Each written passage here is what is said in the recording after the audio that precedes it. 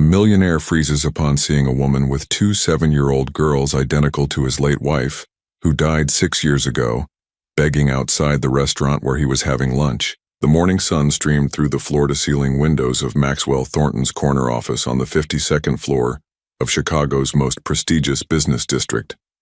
At 45, Maxwell had everything a man could want. Almost everything. "Mr. Thornton, your 10 o'clock is waiting," Jessica, his ever-efficient assistant, announced from the doorway. Her concerned eyes lingered on the untouched coffee on his desk, the third cup that morning. "Give me 5 minutes," Maxwell replied, his voice carrying the weight of authority that had built Thornton Enterprises into a real estate empire. He turned to face the Chicago skyline, a vista he had helped shape over 2 decades. His reflection stared back at him, impeccably tailored suit, salt and pepper hair that magazine profiles called distinguished, and eyes that hadn't truly smiled in 7 years. Success had been his faithful companion, but happiness remained elusive. "Sir," Jessica hesitated at the door, "don't forget the charity gala tonight. I've laid out all the details." Maxwell nodded absently. These social obligations were necessary evils, empty rituals that punctuated his carefully constructed routine. Breakfast at 6:30, office by 8, meetings until 7, then dinner alone in his Lincoln Park mansion. "It's been 10 years today, hasn't it?" Jessica added softly. Maxwell's jaw tightened. 10 years since he had met Eleanor at a similar charity event. A decade since the brilliant research physician with laughing eyes had walked into his life and changed everything. And 7 years since the accident had taken her away. "Cancel the gala," he said suddenly. "Tell them I'll double my usual donation." The drive home that evening took him past the University Medical Center where Eleanor had worked. Maxwell rarely allowed himself to revisit memories, but tonight they washed over him unbidden. Eleanor in a blue dress at the gala, challenging his views on healthcare development. Eleanor in the garden of their home, planning where they would plant oak trees for our grandchildren to climb. Eleanor's face, luminous with joy on their wedding day. 3 years of perfect happiness before that rainy night when his world collapsed. The mansion stood silent as Maxwell entered. Mrs. Peterson, the housekeeper, had left dinner in the warming oven as she did every evening. He walked past it, climbing the grand staircase to the east wing that remained untouched since Eleanor's death. Her office was exactly as she had left it, research papers neatly stacked, her favorite fountain pen beside them, family photos arranged on the desk. He ran his fingers over the spines of medical journals on the bookshelf, feeling the familiar ache in his chest. "I miss you," he whispered to the empty room. "Every day." His phone rang, shattering the moment. Jessica calling about tomorrow's meeting with investors for the downtown development project, the massive urban renewal that consumed his waking hours. "Get some rest, Mr. Thornton," she urged. "The Anderson Group is flying in specifically to meet you." "I'll be ready," he assured her, his mask of competence sliding back into place. Maxwell Thornton, the man who had everything except what mattered most. The luxurious interior of a Linea restaurant provided the perfect backdrop for Maxwell's business lunch with the Anderson Group executives. Sunlight filtered through the elegant windows, illuminating the exclusive space where Chicago's elite made million-dollar deals over artfully plated cuisine. "The downtown project will revitalize 10 city blocks," Maxwell explained, his voice carrying the practiced confidence that had closed countless deals. "We're not just building properties, we're creating a legacy." Richard Anderson nodded approvingly, but Maxwell's attention suddenly drifted. Through the restaurant's pristine glass facade, a familiar silhouette on the sidewalk across the street made his heart stop. A woman with honey blonde hair pulled into a messy bun stood with 2 small girls, their clothes worn and faded. Despite her disheveled appearance, the woman's profile was unmistakable. The same delicate nose, the same graceful neck, that he had memorized during 7 years of grief. Eleanor, Maxwell whispered, his water glass slipping from his fingers and shattering on the floor. Mr. Thornton, are you all right? Anderson's voice seemed to come from miles away. Maxwell was already on his feet, napkin dropped, chair toppled backward. He moved as if in a trance, weaving between tables, ignoring the maitre d's concerned inquiries. His heart pounded against his ribs as he burst through the restaurant doors onto Michigan Avenue. The woman looked up, her eyes widening in recognition, and was that fear? In an instant, she grabbed the girl's hands and turned to flee. Wait, Maxwell called out, pushing through the crowded sidewalk. Please wait. Pedestrians blocked his path as the woman and children disappeared around a corner. Maxwell broke into a run, his expensive leather shoes slapping against the pavement. When he turned the corner, he caught a glimpse of them darting into an alley. The smaller of the two girls looked back, her face a miniature version of Eleanor's. Their eyes met across the distance, and the child broke away from the woman, running back toward him. Lily, no! The woman cried out in a voice that sent chills down Maxwell's spine. Eleanor's voice, though rougher, more desperate. The little girl reached Maxwell, looking up with eyes that mirrored his own. Daddy, she said with certainty beyond her years. She always said you would find us. Maxwell fell to his knees, his world tilting on its axis. The woman had stopped running and stood frozen at the alley entrance, the other child clutching her hand. Eleanor, he breathed, reaching out as if he could bridge the 30 feet between them with his fingertips. The woman shook her head slightly, tears streaming down her face. Maxwell tried to stand, to move toward her, but a wave of dizziness overwhelmed him. The last thing he saw before darkness claimed him was Eleanor's face, gaunt and terrified, yet undeniably alive. He awoke to the harsh fluorescent lights of Northwestern Memorial Hospital and the concerned face of Dr. Williams, his physician for the past decade. You collapsed on Michigan Avenue, the doctor explained. Stress-induced syncope, most likely. Your assistant is outside. The woman, Maxwell struggled to sit up, and the children. Dr. Williams exchanged a glance with the nurse. Mr. Thornton, witnesses say you were alone when you collapsed. There was no woman, no children. That's impossible, Maxwell insisted, the memory of the girl's words burning in his mind. I need to find them now. The underside of Chicago's gleaming infrastructure told a different story than its polished skyscrapers. Beneath the Roosevelt Road viaduct, Amanda clutched her daughters close as evening shadows lengthened across their temporary shelter. We need to leave tonight, she whispered, her hands trembling as she stuffed their meager belongings into a worn backpack. He saw us. It's not safe anymore. 6-year-old Rose looked up at her mother, her intelligent eyes far too perceptive for a child her age. He looked sad, Mama. Not dangerous. The sad ones are the most dangerous, Amanda replied, her voice carrying echoes of education and refinement that seemed incongruous with her ragged appearance. We've talked about this. Trust no one. Lily, Rose's identical twin, organized their small collection of books with methodical precision. He's the man from your pictures, she stated matter-of-factly, the ones you cry over when you think we're sleeping. Amanda froze, her face a mask of pain and longing. For a moment she looked exactly like Eleanor Thornton, the brilliant research physician whose obituary had made national headlines 7 years ago.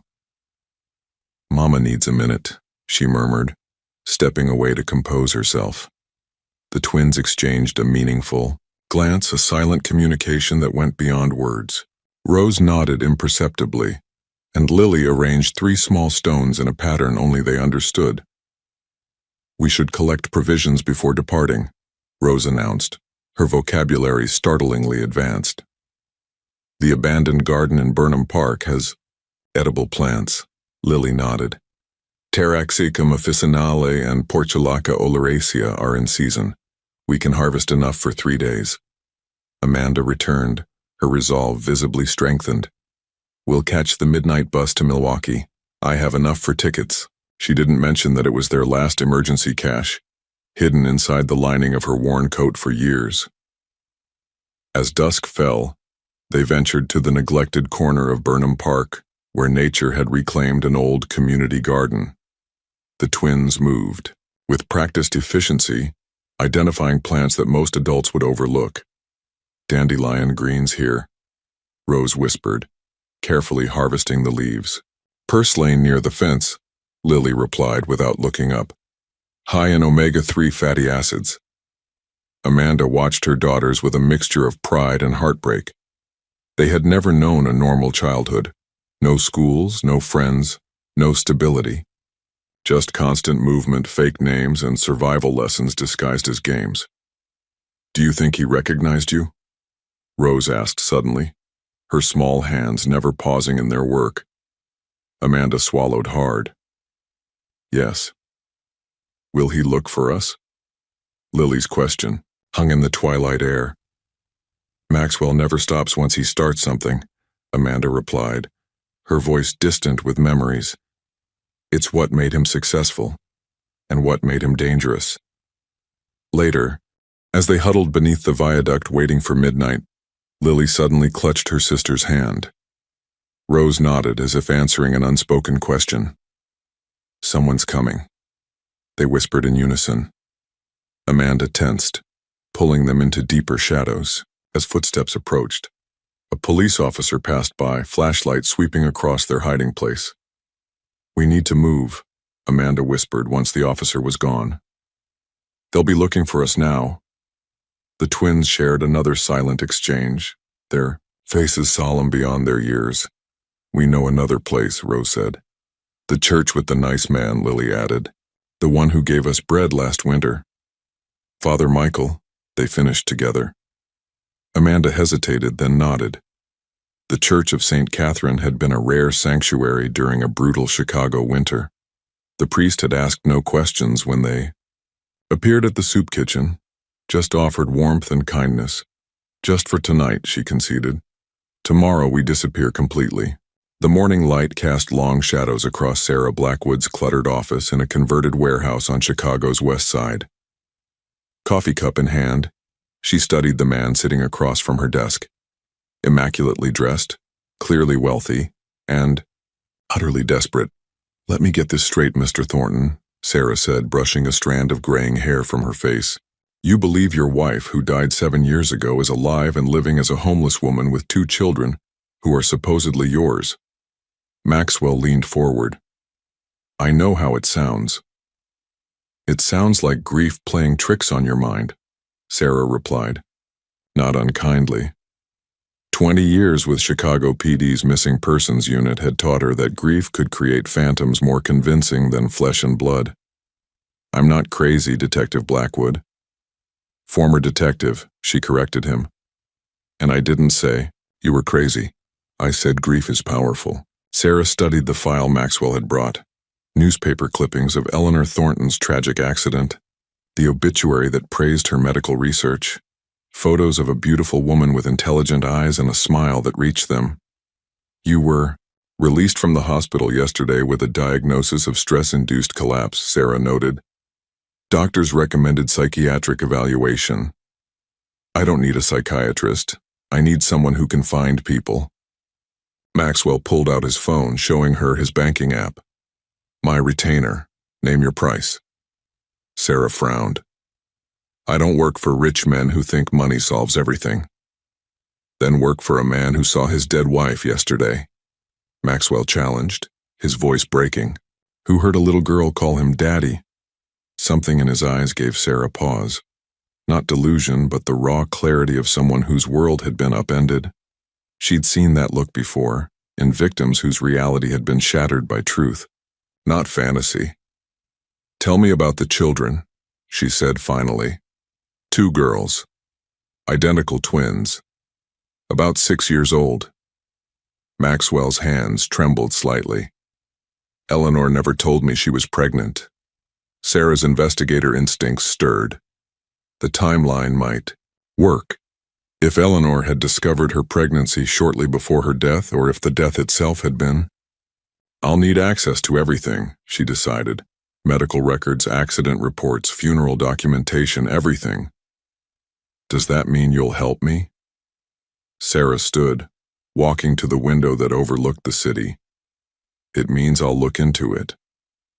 No, promises beyond that. Thank you, Maxwell breathed, relief washing over his face. Don't thank me yet, Sarah warned.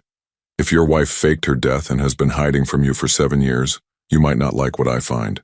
2 hours later, Sarah sat in her car outside Northwestern Memorial Hospital, reviewing the medical records a sympathetic nurse had provided. Something wasn't adding up. Eleanor Thornton's body had been brought in on March 17, 2018, victim of a single-vehicle accident on Lakeshore Drive during a rainstorm. The attending physician had pronounced her dead on arrival. The death certificate cited massive trauma as cause of death. Yet the medical examiner's report was surprisingly brief. No detailed autopsy findings, just a signature from Dr. Raymond Chen confirming identity and cause of death. The body had been cremated within 48 hours, unusually fast, especially for someone of the Thornton social standing. Sarah made a note to check on Dr. Chen, then dialed a former colleague still working at the medical examiner's office. Mike, it's Sarah, I need a favor. Dr. Raymond Chen, was he working there in 2018? The answer made her sit up straighter. Left the country? When exactly? She scribbled notes rapidly. The day after the Thornton cremation?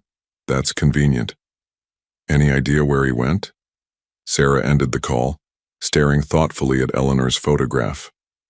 Beautiful, brilliant Dr. Thornton, research physician specializing in genetic medicine, happily married, tragically killed at 35 or perhaps not. What were you running from, Eleanor? Sarah murmured to the photograph. And why did you let your husband believe you were dead? The home theater in Maxwell's mansion had been transformed into an investigation hub.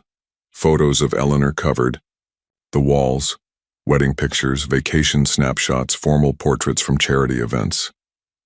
In the center of it all, Maxwell stood frozen before a paused video. Play it again, he commanded softly. The screen flickered to life, showing Eleanor at their 3rd anniversary party, laughing as she cut their cake. Maxwell studied her face frame by frame, comparing it to the mental image of the woman he'd seen. Outside Alinea, it's her, Sarah. I'd stake my life on it. Sarah Blackwood nodded non-committally, her attention focused on financial records spread across a table. These quarterly transfers from your personal account, $250,000 each to Grand Cayman accounts. Did you authorize them? Maxwell frowned, examining the statements. Some are legitimate donations to research foundations Eleanor supported. But these others? He pointed to several transactions. I've never seen these before. They started 3 months before Eleanor's death and continued for 2 years after, Sarah noted. Your financial advisor didn't flag them? Edward Winters has handled my finances for 15 years. He wouldn't. Maxwell's voice trailed off as doubt crept in. Unless he was instructed to. Sarah watched realization dawn on his face. By Eleanor? Maxwell ran his hands through his hair, the gesture making him look suddenly vulnerable. If she needed money to disappear, she had access to our accounts. But why not just tell me? Why let me think she was dead? Unless she was afraid of you, Sarah suggested carefully. The flash of pain in Maxwell's eyes seemed genuine. I never gave her reason to fear me. Never. Sarah's phone buzzed with a text from her contact at the medical examiner's office. Chen relocated to Switzerland. Prestigious job offer came suddenly. Still there, according to LinkedIn. Switzerland. The word triggered something in Maxwell's memory. Eleanor consulted for a Swiss research lab the year before she died, he said. Reinhardt Institute. She traveled there 3 times. Sarah added this to her growing notes. I'll look into them. As Sarah left to pursue this lead, Maxwell wandered into Eleanor's preserved office, drawn by an inexplicable impulse. He'd kept everything exactly as she left it, her books, her papers, even the half-empty bottle of hand lotion she'd imported from France. His fingers traced the spines of medical journals on her bookshelf, stopping at Advances in Genetic Therapy. Eleanor had co-authored a chapter.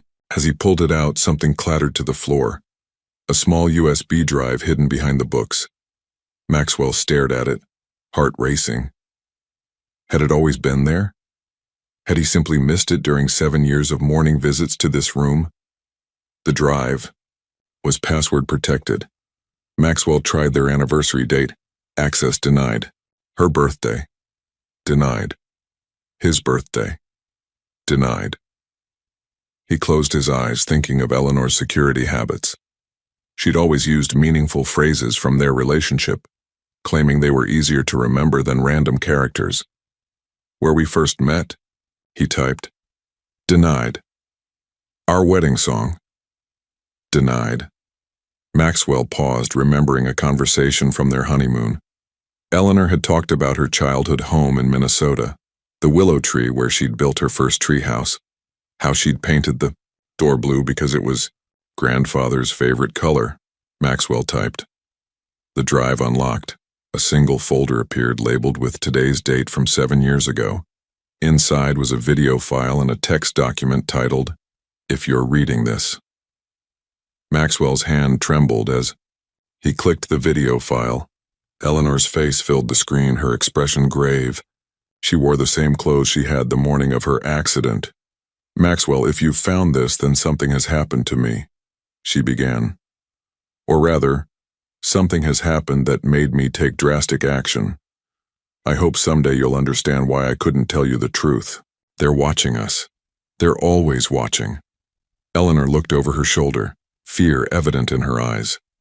The Reinhardt Institute isn't what it seems. Victoria's project. The video cut off abruptly. Maxwell clicked the text file, his world tilting, as he read the first line. If I survive, I'll contact you using our special signal. If not, this is goodbye. The glass walls of Victoria Reinhardt's private office showcased a breathtaking panorama of the Swiss Alps, a view that had graced countless medical journals profiling the visionary of genetic medicine. At 58, Dr. Reinhardt carried herself with the confidence of someone accustomed to bending the world to her will. Our investors are growing impatient, Dr. Reinhardt, remarked her chief financial officer, sliding quarterly reports across her immaculate desk. They expected viable results from Project Genesis by now. Victoria's perfectly manicured fingers tapped a rhythmic pattern on her desk as she gazed out at the snow-capped mountains. Science cannot be rushed, Mr. Keller, even when we're rewriting the very code of humanity. Her intercom buzzed. Dr. Reinhardt, secure call on line 3. Victoria dismissed her CFO with a wave. When the door closed, she activated the room's security protocols.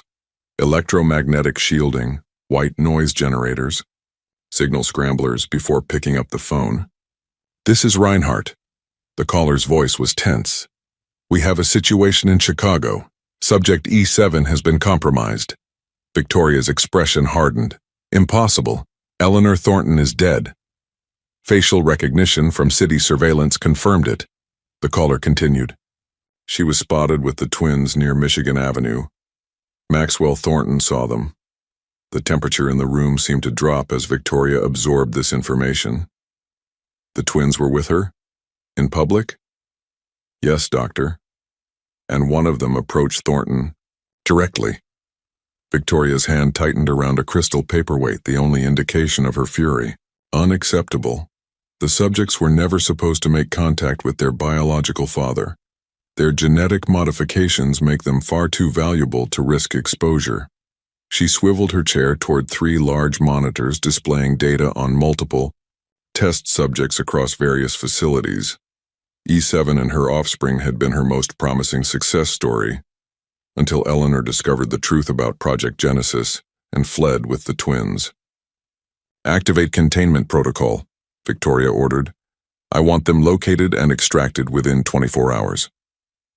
And Thornton? Victoria considered the implications. Maxwell Thornton was wealthy, connected, and now aware his dead wife might be alive. A dangerous combination. Distract him.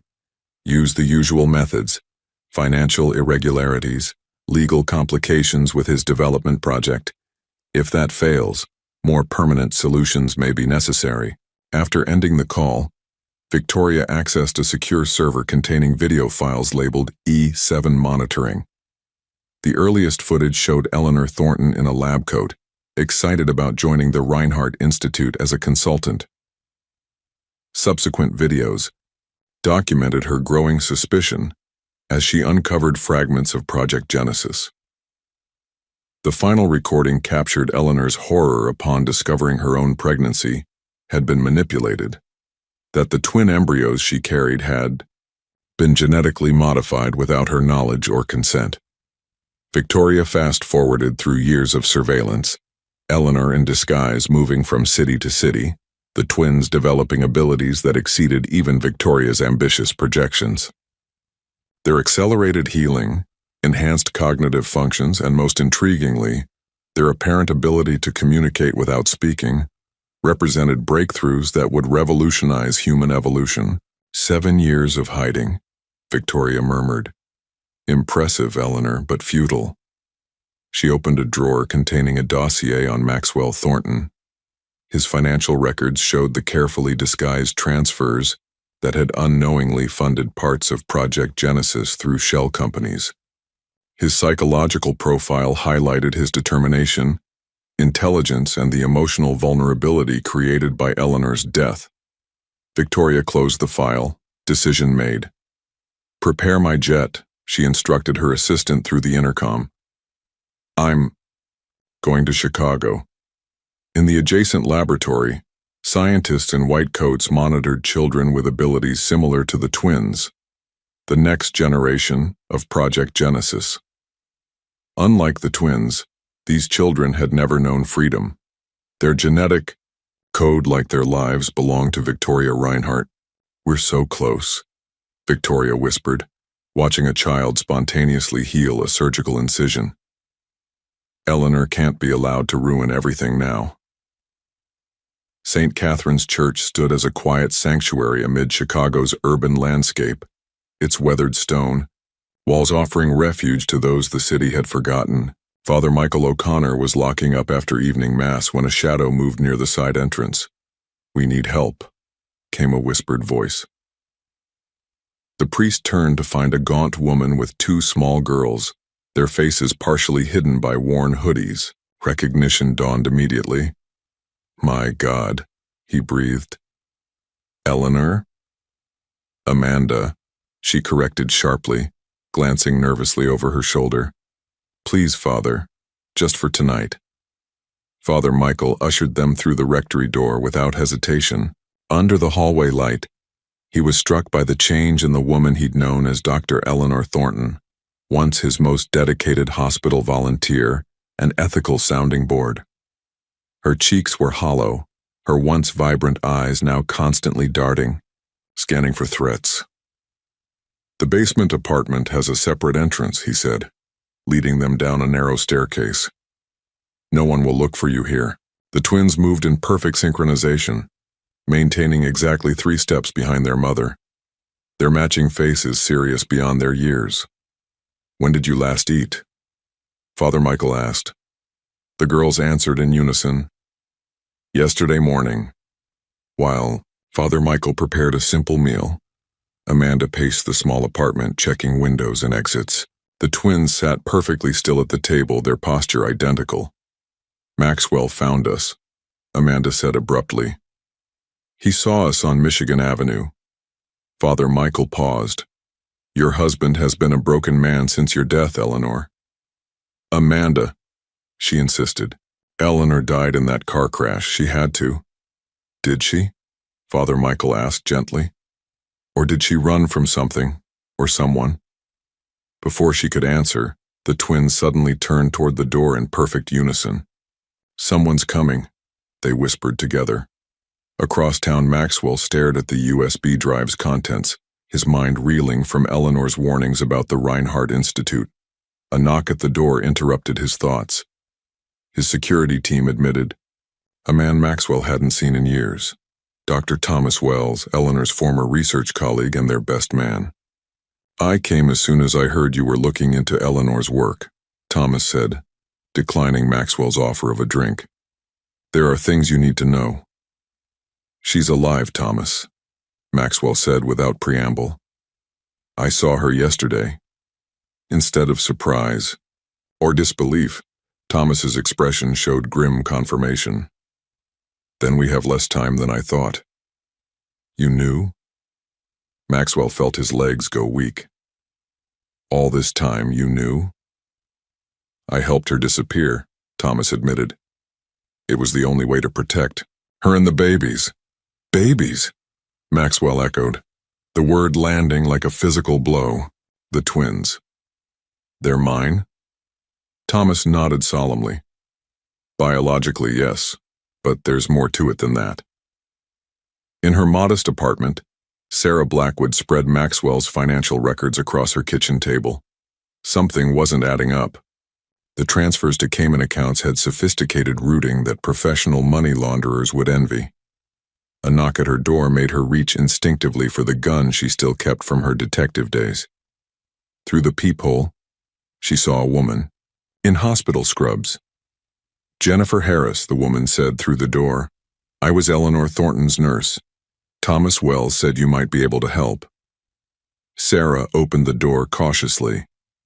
Help with what? The night Eleanor Thornton supposedly died, Jennifer said, her voice trembling slightly. I was on duty. The woman they brought in wasn't her.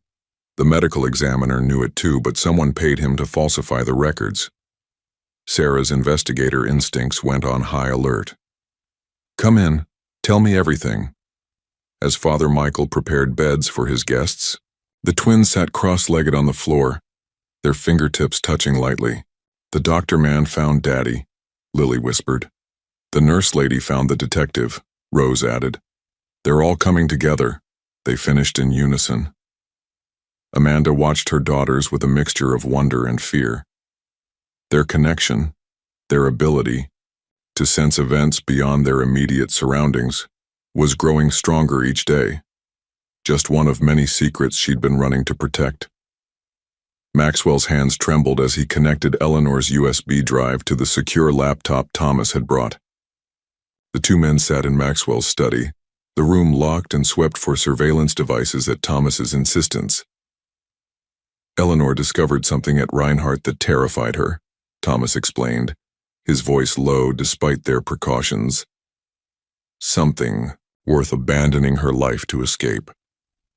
The drive contained dozens of encrypted files with clinical notations, genetic sequencing data, and research protocols labeled Project Genesis. Most significant was a video folder titled Twin Study Observations. Maxwell clicked on the first video. Two infant girls lay in adjacent cribs monitored by medical equipment. As one baby began to cry, the other immediately became distressed, despite being unable to see or hear her sister. When nurses pricked the first infant's heel for a blood test, both babies showed identical pain responses. Identical twins often share connections, Thomas said. But this was different. The Reinhardt team deliberately separated them to test their neural synchronicity. Maxwell fast-forwarded through months of similar tests. These are my daughters? Thomas nodded grimly. Born 6 months after Eleanor's death, she was already pregnant when she discovered what Victoria had done. What exactly did Victoria do? Maxwell asked, his voice dangerously quiet. Eleanor was recruited to consult on regenerative medicine research. She didn't know her own fertility treatments at the clinic were part of the experiment, or that Victoria had modified the embryos. Maxwell's face drained of color. Modified how? Thomas hesitated. The twins have unprecedented cellular regeneration capabilities. Cuts heal within hours, broken bones within days.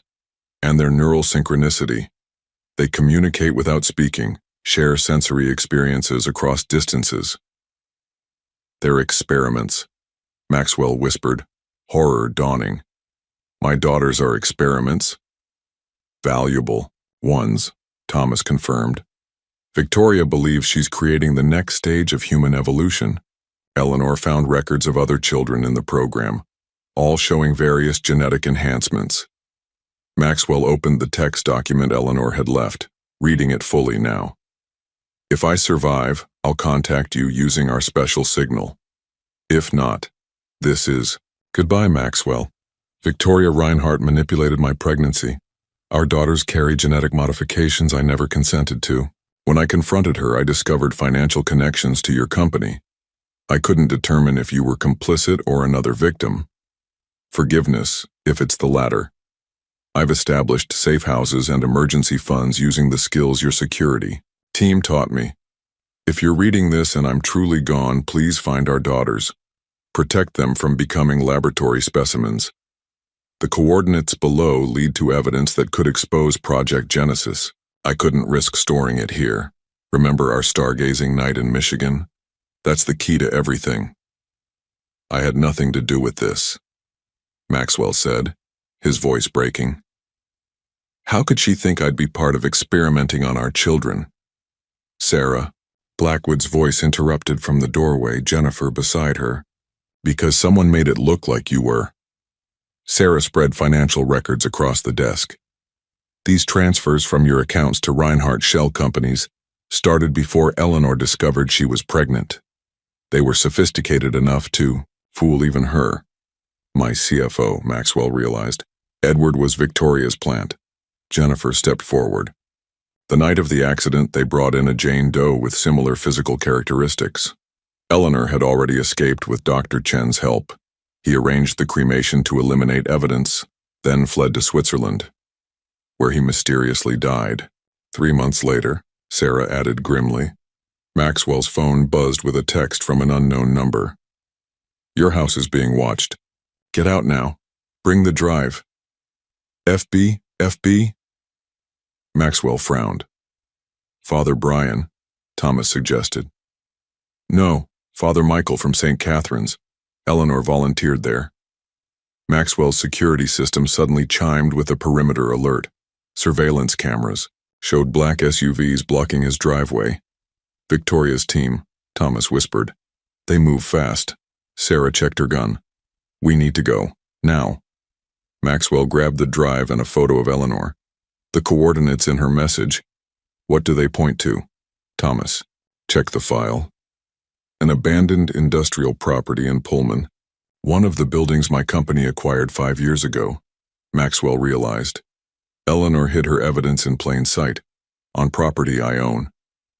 As they slipped out through the service entrance, Maxwell's security chief intercepted them, bleeding from a head wound. Mr. Thornton, armed men breached the east gate. They're claiming to be federal agents, but their credentials are fake. Get to the garage, Maxwell ordered. We need to disappear. The evening mass at St. Catherine's had just ended when Amanda noticed them. Men in dark suits scattered among the departing parishioners, their practiced casualness betrayed by 2 alert eyes scanning the crowd. They've found us, she whispered to Father Michael as they stood near the altar. The twins were in the rectory basement, presumably safe for the moment. The priest followed her gaze. The side exit through the sacristy. My car is parked behind the rectory. We can't involve you further, Amanda protested. Eleanor, Father Michael said firmly, abandoning pretense. You came to me for help 7 years ago when you discovered what they'd done to your babies. I won't abandon you now. As they moved toward the sacristy, Amanda froze. 2 more agents appeared at the side entrance, speaking into concealed microphones. They've surrounded the building, she realized with growing terror. Father Michael's expression changed, determination replacing concern. The catacombs. The what? When this church was built in 1887, they constructed tunnels connecting to the old freight tunnels under the city. During Prohibition, they moved alcohol through them. He moved to the confessional, pressing a hidden, mechanism that revealed a narrow staircase. Few remember they exist. Amanda raced to collect the twins, who were already standing at the top of the rectory stairs with their small backpacks. Men in black suits, Lily said matter-of-factly. They have guns under their jackets, Rose added. 8 of them total. They finished together. No time to question how they knew. Amanda grabbed their hands and followed Father Michael into the darkness beneath the church. Across town, Sarah Blackwood's apartment door splintered inward as armed men in tactical gear stormed the small living space. But Sarah was already gone, having noticed the surveillance team setting up across the street 20 minutes earlier. A lifetime in law enforcement had taught her to recognize a stakeout. She'd slipped out through her building's service exit, taking only her weapon, phone, and the file on Eleanor Thornton. Now she crouched in the alley behind a dumpster, watching the team searching her apartment. Professional hit squad, she muttered, recognizing their movements. Not cops. Her phone vibrated with a text from Thomas. Maxwell's house compromised, heading to the Pullman property. Meet there if possible. Sarah deleted the message and moved through back alleys toward the nearest L station. Someone with serious resources wanted to shut down their investigation, which meant they were getting close to the truth. Maxwell's private garage housed a collection of luxury vehicles, all easily traceable. Instead, they took his security chief's personal car, an unremarkable Ford sedan with tinted windows. Stay off main roads, Thomas directed as Maxwell drove. They'll have traffic cameras monitored. Jennifer sat tensely in the back seat. I shouldn't have gotten involved. They'll trace my hospital badge access, find out I pulled Eleanor's records. You did the right thing, Maxwell assured her, navigating through industrial areas where surveillance was minimal. Without you, we might never have connected the pieces. Thomas checked his phone. Sarah's apartment was raided. She got out, heading to Pullman. And Eleanor? Maxwell asked, the name feeling strange on his lips after years of believing her dead. No word from Father Michael yet. As they approached the old Pullman district, once the site of a massive railroad manufacturing empire, now partly abandoned and partly reclaimed by Maxwell's company for redevelopment, an unmarked police car pulled. Behind them. We've got company, Maxwell warned, knuckles white on the steering wheel. Turn here, Thomas instructed. There's a service entrance to the property through the old railway yard. The police car followed, lights suddenly flashing. Maxwell accelerated, skidding around a corner onto cracked concrete that had once served as a loading dock.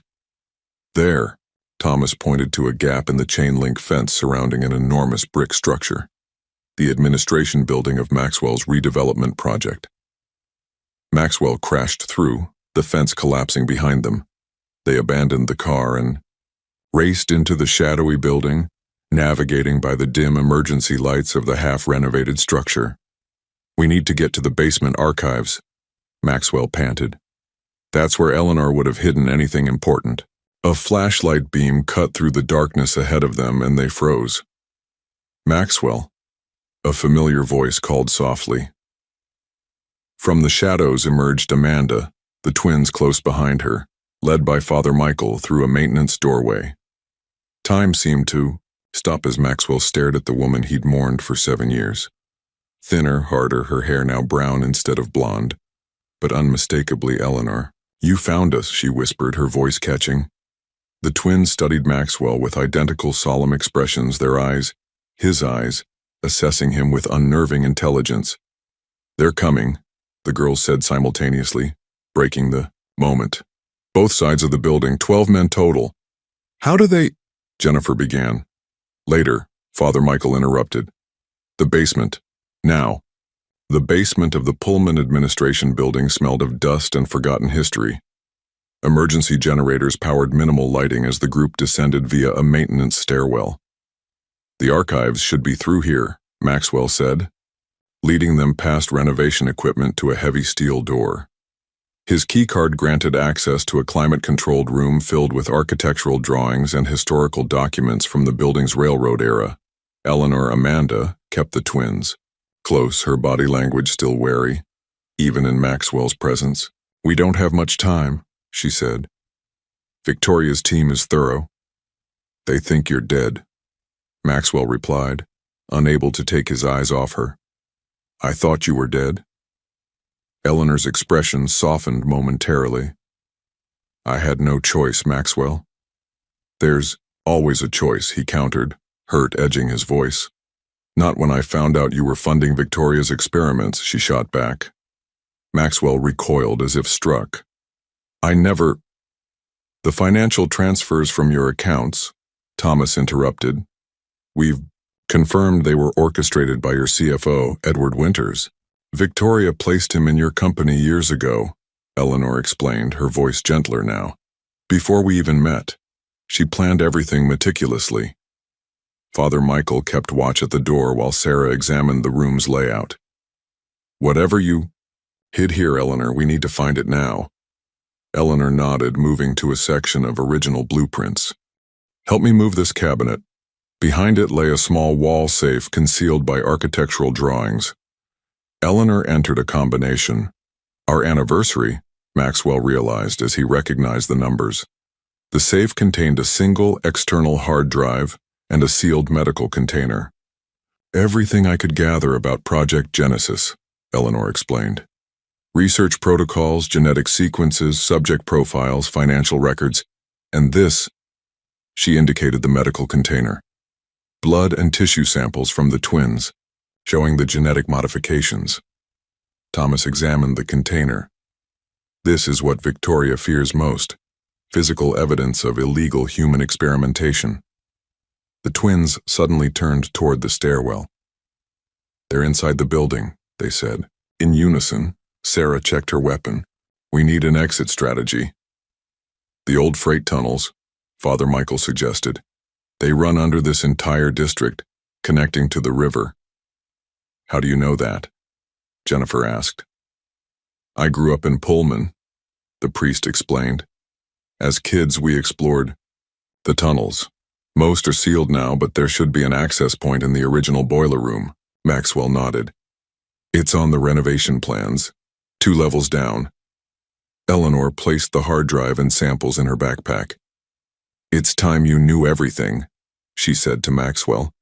"Why I ran, what Victoria did to our daughters." As they moved deeper into the building's substructure, Eleanor revealed the full truth. "I was recruited to consult on Reinhardt's regenerative medicine research. It seemed revolutionary. Treatments that could accelerate healing, extend lifespans, perhaps even cure previously incurable conditions. They reached a massive chamber once housing industrial boilers, now partially dismantled for renovation. When I discovered I was pregnant, Victoria offered prenatal care through the institute. I never suspected." Eleanor's voice faltered. "By the time I realized what she'd done, the modifications to the embryos were irreversible." "What exactly did she do to them?" Maxwell asked, watching the twins methodically examine the room's perimeter, moving in perfect synchronization. "CRISPR gene editing, but with proprietary techniques far beyond what's publicly known," Eleanor explained. "She activated genes controlling cellular regeneration, neural plasticity, and," she hesitated, "extrasensory perception." "They can read minds?" Sarah asked skeptically. "Not exactly," Eleanor replied. "They share a neural connection that science can't fully explain. They feel what the other feels, see what the other sees, but it's expanding beyond just each other. They sense people's intentions, detect deception. They're the future Victoria wants to create," Thomas added grimly. "Humans 2.0, under her control." "The tunnel entrance should be here," Father Michael called, examining a bricked-over archway. As Maxwell helped clear debris to expose the passage, Eleanor continued. "When I confronted Victoria, she showed me the other children in the program. Some with enhanced strength, others with accelerated cognitive development, all treated as research subjects rather than human beings." Her voice hardened. "That's when I knew I had to disappear with our daughters." "Why not come to me?" Maxwell asked, the question that had haunted him for 7 years. Eleanor met his gaze directly. Because the financial trail led straight to you, Maxwell, and Victoria convinced me you'd approved everything. The forgotten freight tunnel stretched before them like a time capsule. Brick-lined walls glistening with moisture, rusted tracks still embedded in the concrete floor. Father Michael led with a small flashlight, navigating the labyrinth from childhood memory. "We should be heading toward the river," he whispered. "There's an access point near the old harbor that was never sealed." Maxwell walked beside Eleanor, the twins between them. A family configuration that should have felt natural but instead carried 7 years of absence and mistrust. The silence between them was broken only by the distant sounds of pursuit echoing through the tunnels. "You could have investigated," Eleanor finally said, her voice low, "instead of just accepting I was dead." Maxwell's jaw tightened. "I hired 3 separate private investigators. All reported conclusive evidence confirming your death. Death certificate, cremation records, witness statements, all fabricated, I now realize." Eleanor glanced at him, surprise evident in her expression. "I never stopped looking for answers," Maxwell continued. "But Victoria's people were always one step ahead, feeding me just enough closure to keep me from discovering the truth." Behind them, Thomas and Sarah maintained a vigilant watch while Jennifer tended to a cut on Father Michael's hand where he'd injured himself clearing the tunnel entrance. "Victoria has resources that rival small nations," Thomas explained. "Corporate connections, government contracts, wealthy private investors, all believing they're funding the next great leap in human evolution." "Which they are," Eleanor said quietly, looking at her daughters. "Just not in the ethical way they imagine." The twins moved in perfect tandem, occasionally touching the tunnel walls as if reading the history of the place through their fingertips. "The men above us have split into 3 groups," Lily announced suddenly. "They're trying to surround us," Rose added. 7 minutes until they reach the harbor exit," they concluded together. Sarah raised an eyebrow. "That's unsettling, but useful," Maxwell noted, his protective instincts rising as he observed his daughters, these extraordinary children he was only just beginning to know. They reached a junction where the tunnel branched in 3 directions. Father Michael hesitated. "I don't remember this split." "Left," the twins said confidently. When the adults hesitated, they pointed to faint markings on the wall, maintenance symbols from a century ago. As they continued, Maxwell turned to Sarah. "What did you find in my financial records?" "Your CFO created a sophisticated money laundering operation," she explained. "Funds moved through shell companies, ultimately supporting Reinhardt's black budget research while making it appear we're personally directing the transfers. Edward has been with me since I started my company," Maxwell said, disbelief coloring his voice. "Victoria must have placed him years ago, anticipating I might eventually be useful." "Or anticipating you might meet Eleanor," Thomas suggested. "Victoria doesn't leave connections to chance." The group reached a maintenance room where the tunnel intersected with newer utility conduits. They paused to rest, keeping voices low. "We need a plan beyond escape," Sarah said pragmatically. "Victoria will never stop hunting you, all of you." "The evidence on this drive is our leverage," Eleanor replied, patting her backpack. "Project Genesis violates every ethical standard in medical research, not to mention international law. Evidence needs a platform," Maxwell countered. "Victoria has connections throughout media, medicine, and government. Who would we trust to expose her?" A moment of silence followed as the reality of their situation sank in. "We need more than evidence," Thomas finally said. "We need allies, resources, a strategy." Maxwell looked at Eleanor, then at his daughters. 7 years of grief crystallized into determination. "I have resources, my company, my connections, everything I've built. The very empire Victoria has been using against us," Eleanor reminded him. "Then we'll use it against her," Maxwell said firmly. starting with identifying everyone in my organization connected to Reinhardt. The twins approached, their identical faces serious. "We can help," Lily offered. "We can tell when people are lying," Rose explained. "We've been practicing," they added. Together. Eleanor's expression mixed pride with concern. "Their abilities are growing stronger each year. Victoria wants to study them, control them. But they're children, not experiments." Maxwell knelt to meet his daughter's eyes. "I missed 6 years of your lives. I can never get that back. But I promise you this, Victoria will never touch you again." For the first time, the twins smiled, mirrored expressions that transformed their solemn faces. In that moment, fragile trust began forming between a father and the daughters he never knew existed. "Harbor exit ahead," Father Michael called softly. "And I hear water." The abandoned harbor access opened onto a maintenance platform above the Chicago River. Dawn was breaking, painting the city skyline in hues of gold and crimson as the group emerged from the tunnels. "We can't go back to any of our known locations," Sarah said, scanning the waterfront for surveillance. "Victoria's reach is too extensive." "I have a property they don't know about," Maxwell offered. "A converted warehouse in West Loop registered under a holding company. I use it for art storage." Thomas raised an eyebrow. "Art storage?" "Eleanor always said I needed hobbies beyond work," Maxwell replied with the ghost of a smile. "I started collecting after I thought you died." Eleanor's expression softened momentarily before returning to vigilance. "We need transportation that can't be traced." "I know someone," Sarah said, making a brief call on a burner phone. 20 minutes. As they waited in the shadow of an abandoned grain elevator, Maxwell watched the twins exploring the shoreline, collecting interesting stones and examining them with scientific precision. "They're extraordinary," he said quietly to Eleanor. "They're in danger," she countered. "Always will be as long as Victoria believes they belong to her." Thomas joined them, lowering his voice.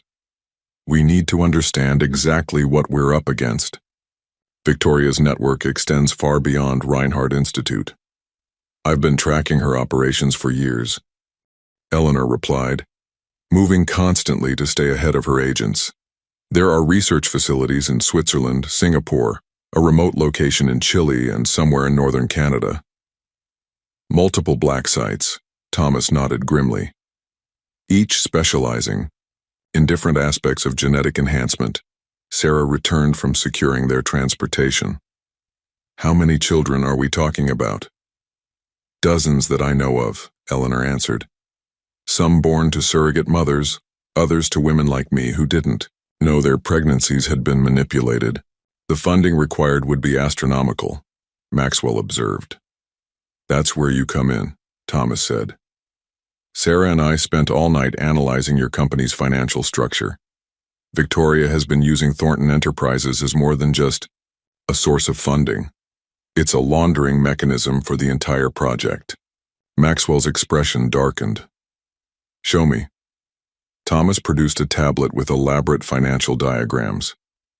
"Your CFO, Edward Winters, created a parallel financial structure within your company. Legitimate development projects serve as cover for moving money from Victoria's global investors through your accounts, making the funds appear clean before they reach Reinhardt's research operations. This explains the irregularities I could never quite pin down," Maxwell said, scanning the complex. "Money trails. Edward always had plausible explanations." "He's been Victoria's plant from the beginning," Eleanor confirmed. "Before we even met, she was positioning her pieces." Sarah pointed to a pattern in the transfers. "The scale suggests investors beyond just wealthy individuals. These look like government black budgets, possibly military applications. Victoria sells different promises to different investors," Eleanor explained. "Longevity treatments for billionaires, enhanced soldiers for military, interest, disease resistance for medical foundations, but her true goal is reshaping human evolution itself." A battered van approached along the service road. Sarah signaled to the others, "Our ride." As they climbed into the vehicle, the twins suddenly froze, their eyes unfocused. "More children," Lily whispered. "Like us, but different," Rose continued. "They're scared," they finished together. Eleanor knelt before them. "What do you see?" The twins closed their eyes, their breathing synchronized. "White rooms," Lily began. "Tests every day," Rose added. "Some can run very fast. Some never sleep. Some can remember everything. Singapore, Switzerland, Chile, Canada. They know about us. They're waiting." Eleanor looked up at the others, her face pale. Their connection to the other children is growing stronger. They're linking somehow across thousands of miles. "Is that possible?" Sarah asked Thomas. "We're far beyond conventional science," he replied. "The modifications Victoria made to these children's neural structures are unprecedented. They're not just experiments," Maxwell said with quiet anger. "They're children being held against their will." As the van pulled away, heading toward the West Loop warehouse, Maxwell made a decision. "We need to expose everything. Not just to save our family, but all the children in Victoria's program." Eleanor nodded, years of mistrust beginning to crack in the face of his determination. "The evidence I've gathered proves the illegal experimentation, but Victoria's network of influence can bury any conventional exposure attempt." "Then we don't use conventional methods," Maxwell replied. "We use her own network against her."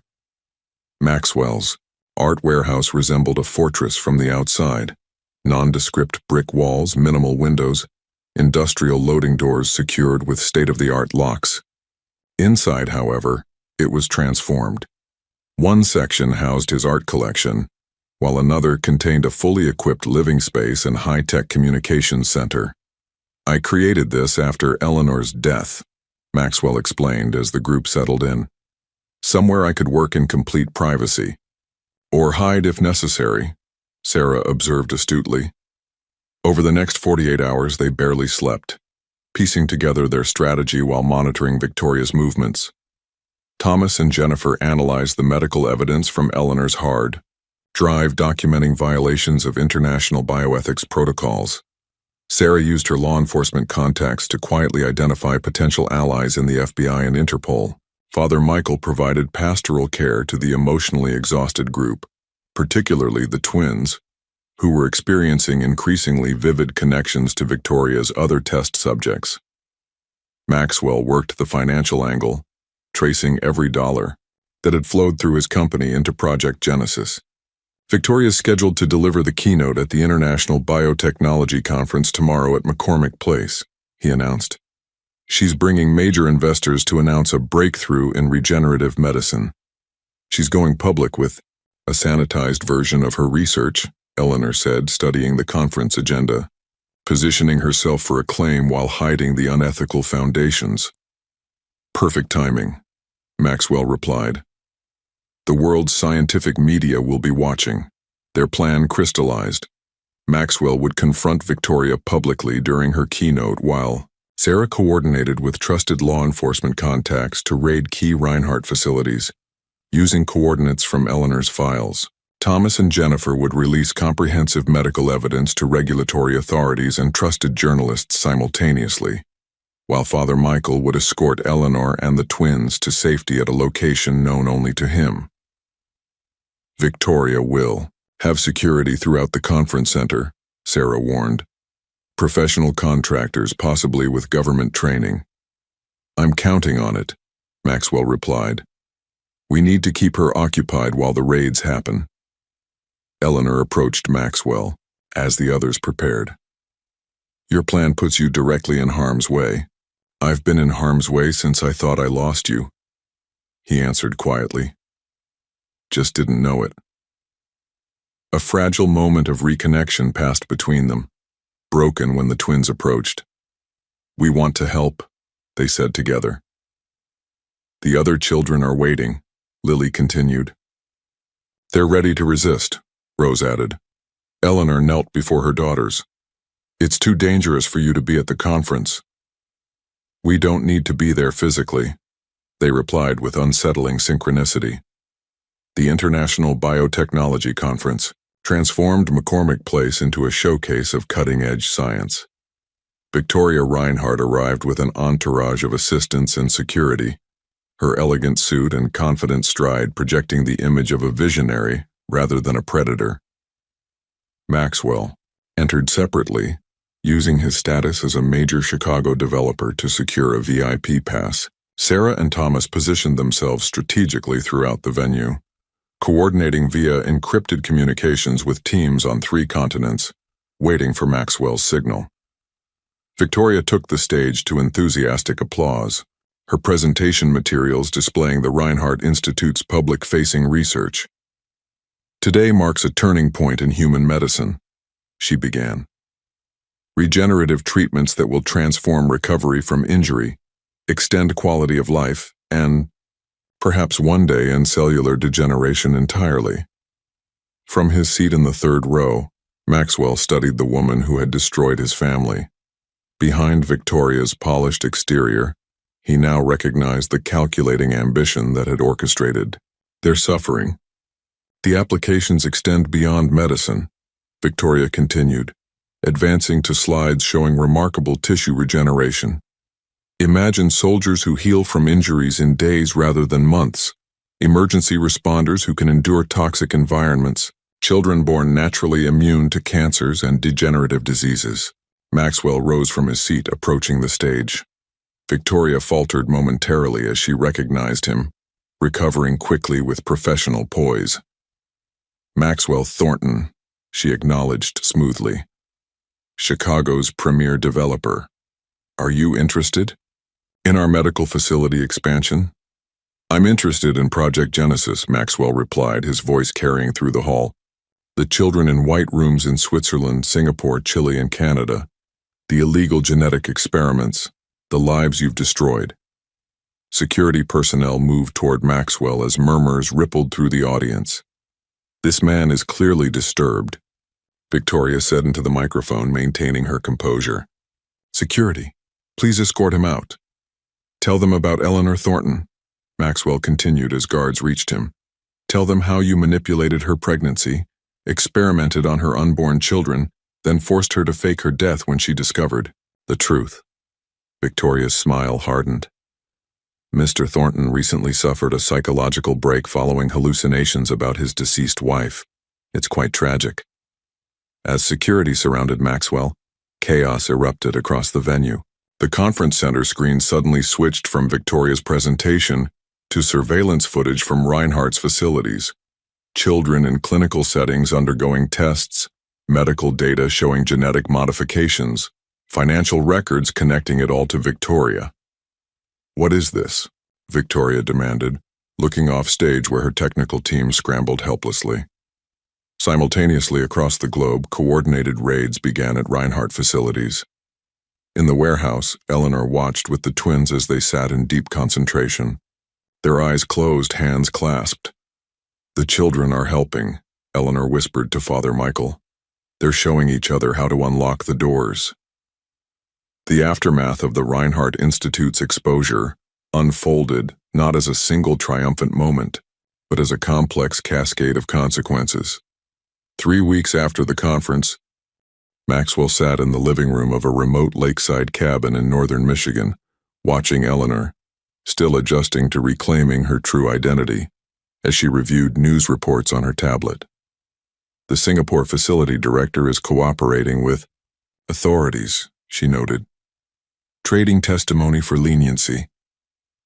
Maxwell nodded, still processing the whirlwind events since Victoria's public downfall.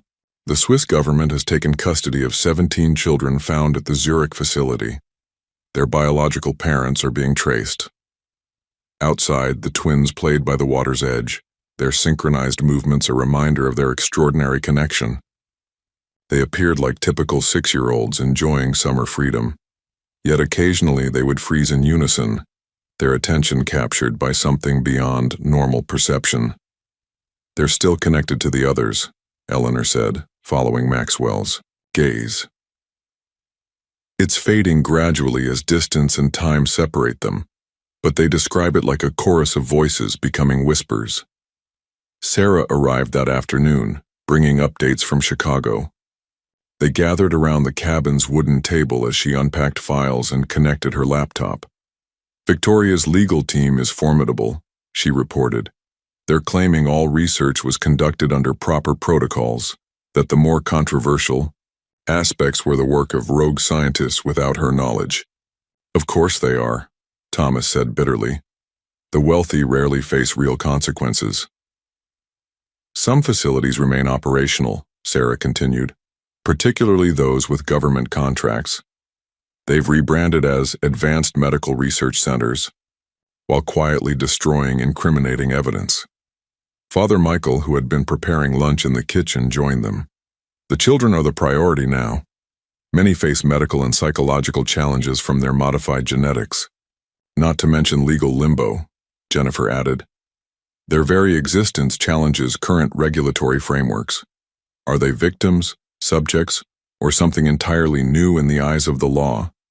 Maxwell listened to the sobering reality of their partial victory. The exposure of Project Genesis had not delivered the clean resolution they'd hoped for. Instead, it had revealed the true complexity of confronting an enterprise embedded within legitimate medical research, private wealth, and government interests. We've won the battle but not the war, he acknowledged. Victoria's network is damaged, but not destroyed.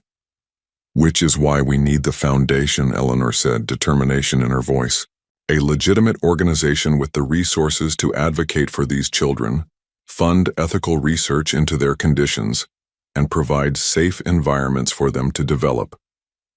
The Eleanor Thornton Foundation had begun as an idea during their planning sessions.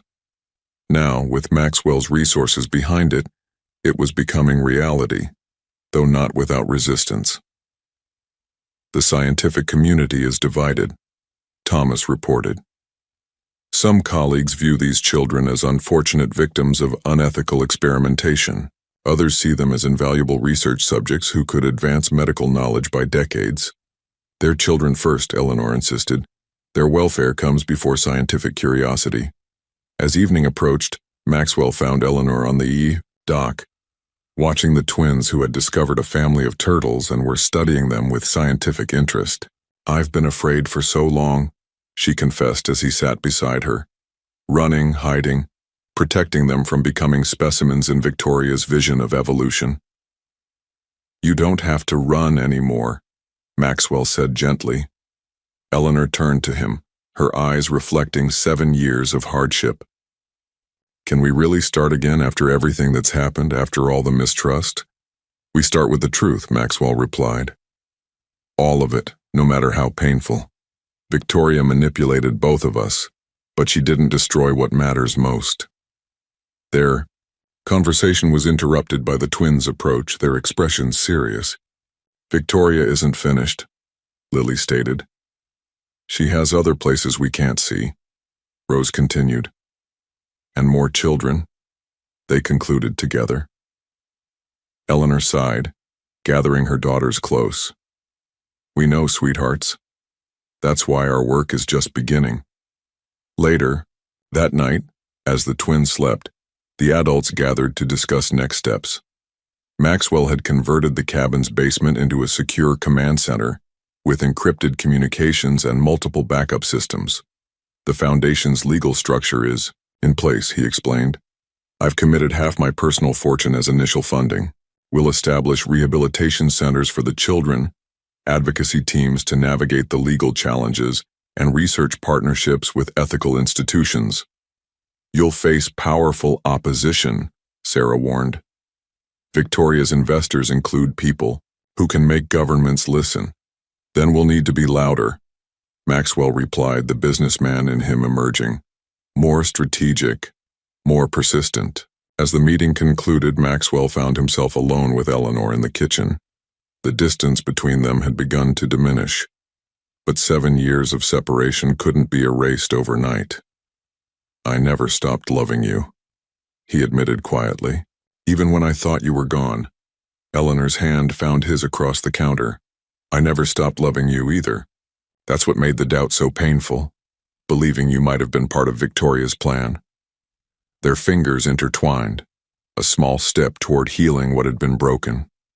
Outside, under the Michigan stars, the twins sat on the dock, their hands clasped as they sent silent messages of hope to children they had never met, but whose experiences they uniquely understood. 2 years later, the Eleanor Thornton Foundation headquarters occupied a modern, sun-filled building on Chicago's North Side. Its open architecture and transparent glass walls represented the organization's commitment to ethical science conducted in the light, not in shadowy laboratories. Maxwell stood in his office watching. 8-year-old Lily and Rose in the Foundation's specialized classroom below. Their dark hair, now longer and often worn in matching braids, caught the morning light as they worked with 3 other children rescued from Reinhardt facilities. Though still identical in appearance, the twins had gradually developed subtle differences in personality, Lily more analytical, Rose more intuitive, a natural divergence that Eleanor celebrated as evidence of their growing individuality. The Zurich Regulatory Board approved our research protocol, Eleanor announced, entering with a tablet displaying the official documentation. At 44, she had reclaimed much of her former self, the brilliant research physician now directing her expertise toward understanding and helping the children affected by Project Genesis. That makes 7 countries now, Maxwell replied, pride evident in his voice. The Foundation's credibility is growing. Eleanor joined him at the window. The Chilean children arrive next week. Their regenerative capabilities are even more pronounced. Then the twins, my bones heal within hours. And their psychological assessment? Significant trauma, Eleanor sighed. Like most of Victoria's subjects, they were isolated from normal childhood experiences, treated as specimens rather than people. Maxwell nodded solemnly. Their work had evolved beyond mere exposure of Victoria's illegal operations into a comprehensive effort to rehabilitate the children and establish ethical frameworks for addressing their unique needs. The past 2 years had brought challenges neither had anticipated. Initial public skepticism about designer children had required careful education campaigns. Research institutions had been reluctant to acknowledge the ethical breaches that had occurred within respected scientific communities. Government agencies had moved to classify much of the evidence, citing national security concerns. Yet there had been victories too. 36 children had been removed from research facilities and placed in specialized care. The Foundation had established protocols for genetic monitoring that were being adopted internationally. Most importantly, the twins and other children were beginning to experience normal childhoods while receiving the specialized support their unique biology required. Sarah called this morning, Maxwell said. Victoria's appeal was denied. She remains under house arrest in Switzerland. Eleanor's expression darkened. House arrest in a luxury alpine estate is hardly justice. But her access to research facilities and funding has been severely restricted, Maxwell reminded her. The network is unraveling. Thomas's testimony before the UN Bioethics Committee next month should help tighten international oversight. Below, they watched as the twins simultaneously looked up toward the office window, waving in perfect unison despite not having seen their parents arrive. Their extrasensory awareness had stabilized over time, less overwhelming, but still remarkable.